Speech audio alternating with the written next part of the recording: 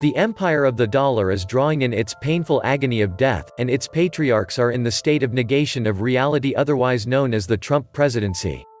Whether or not you like to hear it, this is a fact: the greenback is losing out its popularity.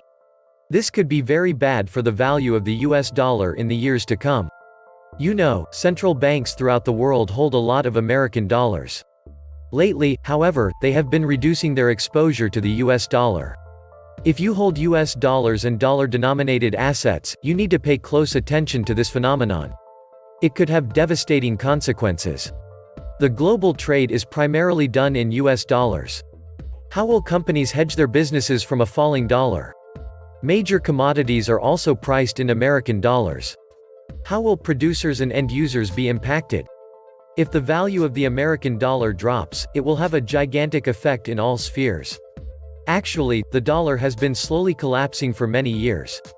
Better questions are, is the collapse speeding up, and where might the collapse end? Could the buck in your pocket ever become as worthless as the Zimbabwe dollar? Welcome to the Atlantis Report. As long as the global reserve currency is dollar peg on air, it is guaranteed that the purchasing power of all currencies, including the US dollar, will continue to devalue since the gold standard was pulled. You need $635 to match the value of a 1971 $100 bill. The foreign leaders understand the disadvantage of the system against their economy. The dollar has been designed to control everyone's currency and not a very simple system to undo. However, its greed won't last forever. The international monetary system of Bretton Woods of 1944, as it evolved in the present, has become, honestly said, the biggest obstacle to peace and prosperity in the world. China is increasingly supported by Russia, and the two largest Eurasian nations are taking decisive steps to create a very viable alternative to the tyranny of the US dollar in world trade and finance. Wall Street and Washington are not happy with it, but they are powerless to stop this change. Shortly before the end of World War II, the United States government, influenced by major international Wall Street banks, instituted what many mistakenly believed to be a new gold standard. In truth, it was a dollar standard in which every other currency of the IMF countries had the value hooked on the dollar. In turn, the US dollar was then tied to gold with a value equal to 1/35 of an ounce of gold. At the time, Washington and Wall Street were able to impose such a system because the Federal Reserve held about 75% of all world monetary gold as a result of the war and related developments.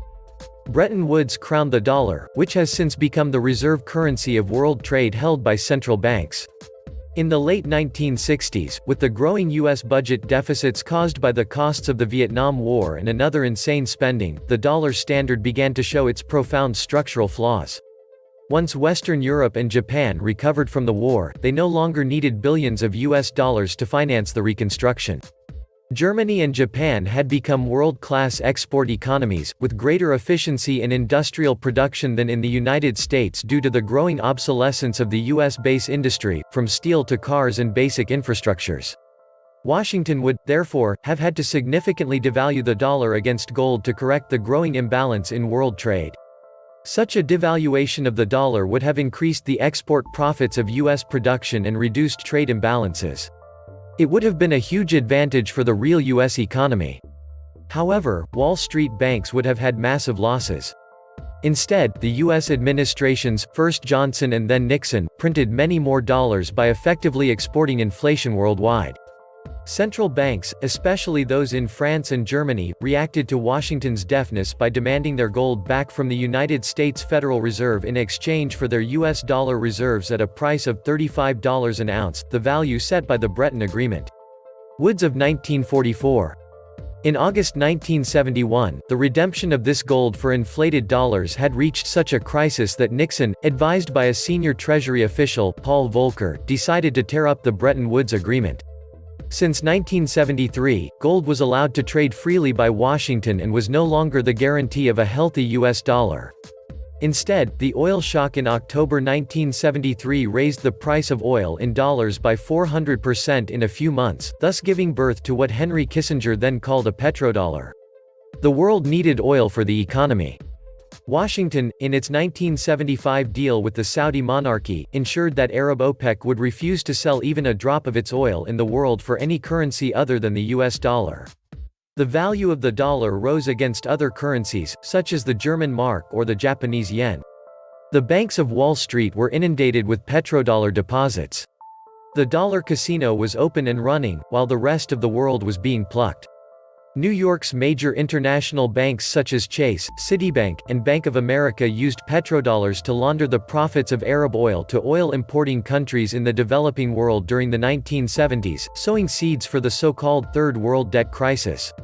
Curiously, it was Paul Volcker himself, a protégé of David Rockefeller and the Rockefellers' Chase Manhattan Bank, who this time, in October 1979, as president of the Federal Reserve, triggered the debt crisis of the 1980s by pushing interest rates of the Fed until it breaks through the roof. He lied and said it was necessary to freeze inflation. All this to save the dollar and the Wall Street banks. Today, the dollar is a strange phenomenon, to put it mildly. The United States, since 1971, has gone from being a large industrial nation to a gigantic speculative casino swollen with debt.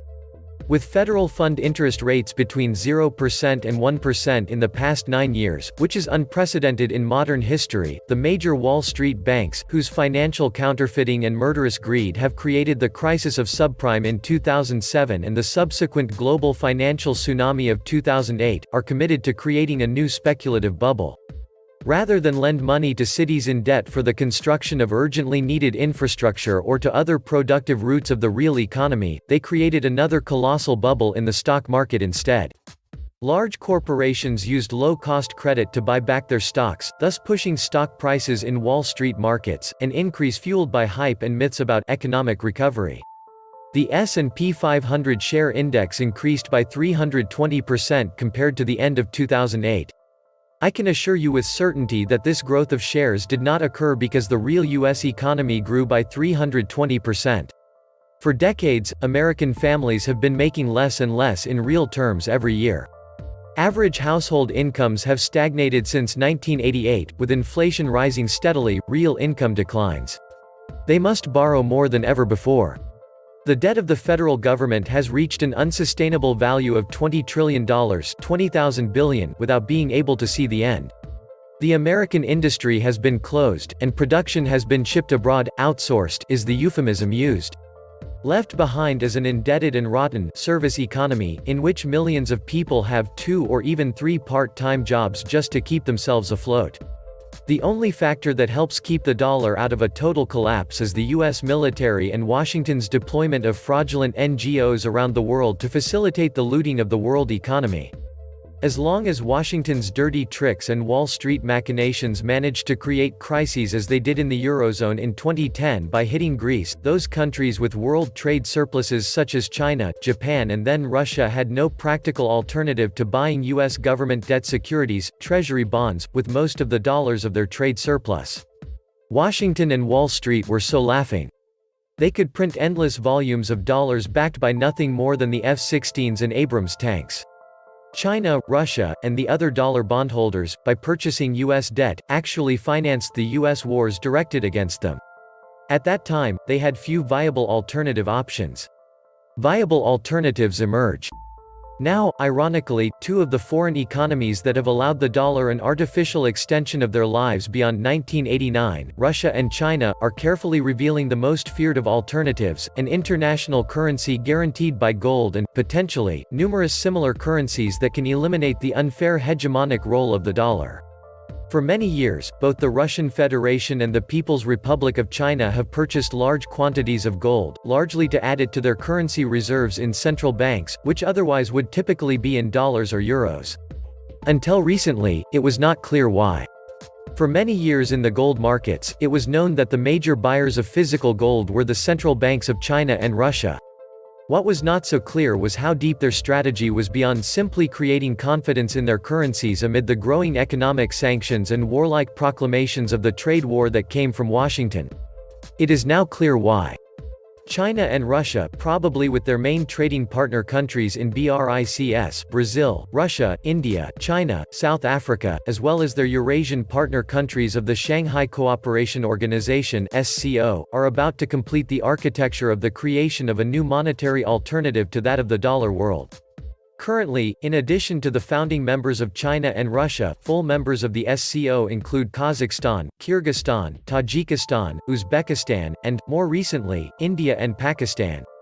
It is a population of no less than 3 billion people, about 42% of the entire world population, gathered in a coherent, planned, peaceful economic and political cooperation. If we add the official observer states, Afghanistan, Belarus, Iran, and Mongolia, which have expressed the desire to formally join as effective members, to the member countries of the SCO, a look at the world map will show the impressive potential of the emerging countries of the SCO. Turkey is a formal dialogue partner that explores any application for admission to the SCO, as well as Sri Lanka, Armenia, Azerbaijan, Cambodia, and Nepal. This scenario, in a nutshell, is simply enormous. The BRI is a Silk Road supported by gold. Until recently, expert groups in Washington and the government have despised emerging Eurasian institutions such as the SCO. Unlike the BRICS, which are not contiguous countries in the vast mass of the terrestrial globe, those of the SCO form a geographical entity called Eurasia. When Chinese President Xi Jinping proposed creating what was later called the New Economic Silk Road at a meeting in Kazakhstan in 2013, few in the West took it seriously. Today's official name is the Belt and Road Initiative (BRI). Today, the world is beginning to take the purpose of the BIS seriously. It is clear that China's economic diplomacy, like those of Russia and its group of countries of the Eurasian Economic Union, is strongly focused on the creation of advanced high-speed railways, ports, energy infrastructures that weave a new vast market capable, within less than a decade at the current rate, to obscure any economic potential of the OECD, North American and European countries, economically stagnant and inflated by debt. What was hitherto extremely necessary, but not yet clear, was a strategy to free the nations of Eurasia from the dollar and their vulnerability to further U.S. Treasury sanctions and financial warfare based on their dependence on the dollar. Now, this is about to happen. At the annual BRICS summit on September 5 in Xiamen, China, Russian President Putin presented the Russian vision of the current economic world simply and clearly. He said, Russia shares the concerns of the BRICS countries about the injustice of the world's financial and economic architecture, which does not take into account the growing weight of emerging economies. We are ready to collaborate with our partners to promote reforms to the international financial regulation and to overcome the excessive domination of a limited number of reserve currencies. As far as I know, it has never been so explicit on the issue of currencies. Put this in the context of the latest financial architecture unveiled by Beijing, and it will become clear to you that the world is about to enjoy new degrees of economic freedom. Forward contracts on oil in Chinese yuan. According to a report by Japan Nikkei Asian Review, China is about to start a futures contract for crude oil denominated in Chinese yuan, which will be redeemable for gold. Together with other moves from China in the past 2 years to make Shanghai a viable alternative to London and New York, this will make things really interesting. China is the world's largest oil importer, most of which is still paid in US dollars. If the new oil futures denominated in yuan acquire broad acceptance, they could become the most important Asian reference for crude oil, given that China is the largest oil importer in the world. This would challenge the two oil contracts dominated by Wall Street, the Brent oil futures of the North Sea, and that of West Texas, which have so far given Wall Street immense hidden advantages. This would be a huge manipulation lever eliminated by China and its oil partners, including Russia, in particular. The yuan recently acquired membership in the SDR, the selected group of currencies of the International Monetary Fund, and the introduction of an oil futures contract traded in Shanghai in this currency could, especially if convertible into gold, dramatically shift the balanced geopolitics of power from the Atlantic world to Eurasia. In April 2016, China made the big move to become the new center for the exchange of gold and the world center for trade in gold, physical gold. China is now the largest gold producer in the world, far ahead of South Africa, also a member of the BRICS, with Russia in second place. China has now set up a large storage center in the Free Trade Area in Qianhai, near Shenzhen, the city of about 18 million inhabitants immediately north of Hong Kong on the Pearl River Delta. China is completing the construction of a permanent structure dedicated to gold, with a connected warehouse, a trading square, and related offices. The Chinese Gold and Silver Exchange Society of Hong Kong, founded 105 years ago, is in a joint project with ICBC, China's largest state bank and its largest gold import bank, to create the Qianhai Storage Center. It is starting to become clear why Washington's fraudulent NGOs like the National Endowment for Democracy attempted, unsuccessfully, to create an anti-Beijing colored revolution, the Umbrella Revolution, in Hong Kong in late 2014. Now, the addition of the new oil futures contract exchanged in China in yuan and convertible into gold, will lead to a dramatic shift of the main members of OPEC, even in the Middle East, towards the preference of guaranteed yuan in gold for their oil instead of US dollars, inflated and subject to geopolitical risks as Qatar experienced after Trump's visit to Riyadh. In particular, the Russian state-owned oil giant Rosneft has just announced that the Chinese state-owned oil company, CEFC China Energy Company Limited, has just purchased a 14% stake in Rosneft from Qatar. Everything begins to emerge as a very coherent strategy. The dollar empire is dragging on in its painful death agony, and its patriarchs are in a state of denial of reality, otherwise known as the Trump presidency. In the meantime, the healthy elements of this world are trying to build constructive and peaceful alternatives. They are even open to letting Washington join them under honest rules. It is extraordinarily generous, isn't it? By helping to maintain the strength of the US dollar, Russia and China are actually assisted themselves and their allies in getting more bang for their American bucks while they replaced their dollar reserves with gold. This can't bode anything good for America, its currency, and the countries that see the dollar as maintaining its strength. However, the countries who are following the lead of Russia and China on the B&R, whom Orwell called Eastasia and Eurasia, will refuse to accept the US dollar for their exports in the trade from the countries comprising Oceania and will demand payment for them with gold or in the currency they use. One day soon, what's left of America's economic strength will derive from the barrel of their guns, the threat of sabotage by the CIA, and from the US self-endorsed right to print as much currency as its Fed deems necessary. This was the Atlantis Report. Please like, share, and subscribe. Thank you.